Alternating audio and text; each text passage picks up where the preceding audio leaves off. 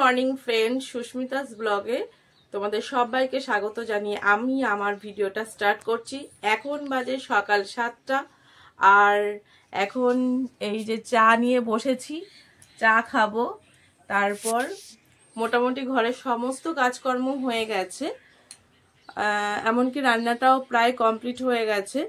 একটু পরেই যাব মেয়েকে আনতে। মেয়ের স্কুল 10টার সময় ছুটি হবে, 9:30টার সময় বাড়ির থেকে বেরিয়ে যাব।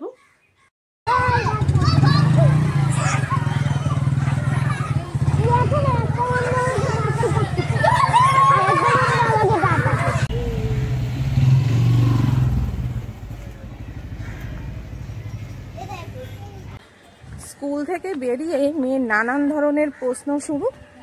বলছে, মা গণেশ ঠাকুর তো ইঁদুর পছন্দ করে, তাহলে টিকটিকি কোন ঠাকুর পছন্দ করে? বাবা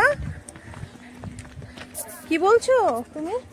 যে ঠাকুর গণেশ ঠাকুর তো ইঁদুরকে পছন্দ করে, কিন্তু কোন ঠাকুর ওই টিকটিকিকে পছন্দ করে? কোন ঠাকুর কমেন্টে জানাবা। শুনেছো তোমরা? আমি তো এই আজব প্রশ্নের অ্যান্সার খুঁজে পাচ্ছি না।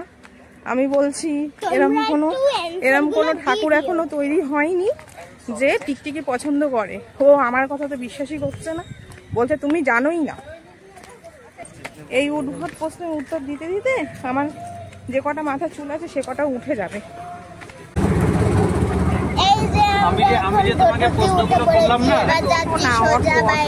আমি কি বলছি, আমি যে তোমাকে প্রশ্নগুলো করলাম এর উত্তর খুঁজবে কেমন? যেখানে বন্ধু হয়ে যায়, তাই না বাবা? হ্যাঁ,